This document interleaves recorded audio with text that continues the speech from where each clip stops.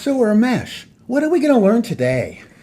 We're going to start our next phase of our journey. Now that we know what a machine looks like, we're going to look at it from an interfacing standpoint. That is, our machine, which is our microcontroller, how does it interface with the real world? For us, that comes in the terms of all the pins that the microcontroller exposes.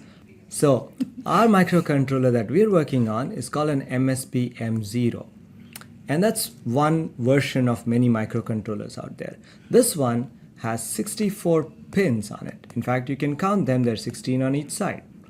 Now, 60 of those pins are what we call as general purpose I/O pins.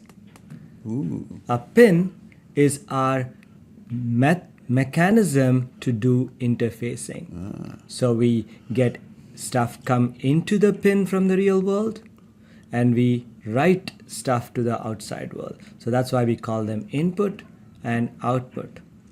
Now, our microcontroller has these pins, and these pins come in various forms. We have them as a collection sometimes. So a collection of pins is called a port. A port is a collection of pins. Sometimes when we interface, we think of our pins not as individual things but a collection, and then we think of them as being of different types. These are the types of ports. We'll see parallel, we'll see serial, we'll see analog, and we'll see time-based. So let's understand what they really mean. So our first kind of interface, which is a parallel interface, is a device that has several pins that are connected to our microcontroller. So for example, there are 4 pins in this particular device. This is my parallel device. And these 4 pins act as a group, which means when I send data into my microcontroller, let's say this is a sending data, then let's say there's a 0 here, a 1 here, a 1 here, and a 0 here. These are considered a single piece of data. And then if I want to send a new piece of data, the new piece of data comes like that. There's 0 here, there's a 1 on the next bit, there's let's say a 0 here and a 1 here, and they all come as another collection. So they come one after the other, but they're a group of 4. This is a 4-pin parallel interface. Now, we also have interfaces that are serial in nature. Our serial interfaces are connecting serial devices. And a serial device, unlike a parallel device, usually operates on a single pin. Ooh, how does that work? On a single pin, we're trying to communicate information. So you have to do it in a way that allows us to send things one at a time. So we're going to send things in this fashion. If I'm going to send a 0, a 1, 0 in one after the other, and I can keep sending this, it's like a stream of bits, then we call it a serial interface. In fact, a majority of the interfaces in today's world are serial. Your hard drive is serial, your SSDs, your USBs are serial. A bunch of devices that we use today are serial devices.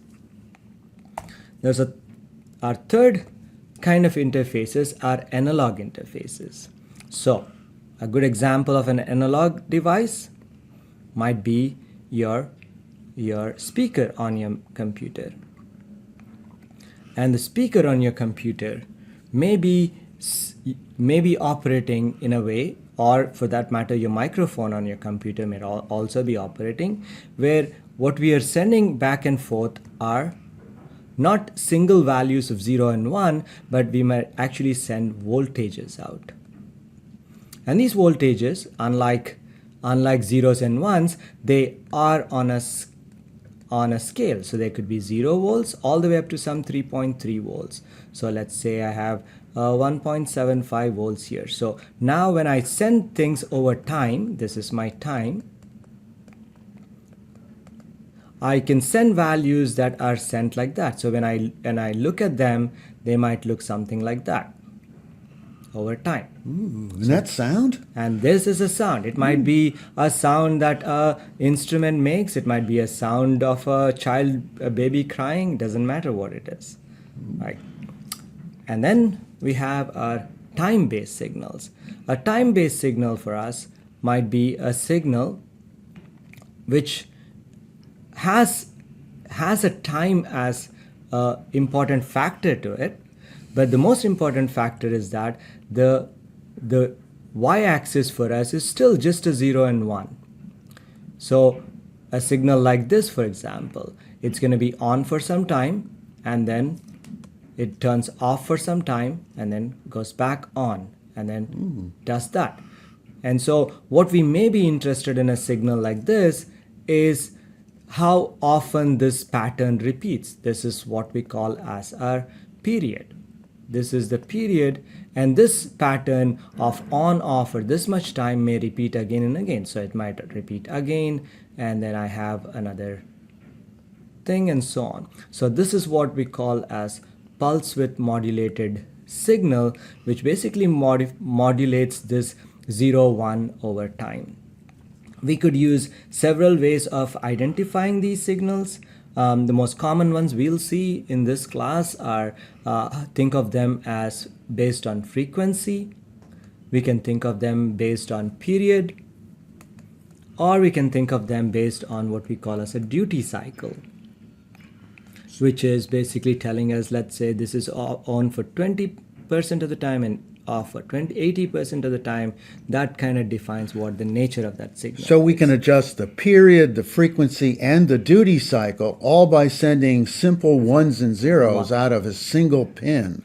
Yeah. Oh, wow. So these are the primary sources of input and output, and that is how we interface with the real world. Nice.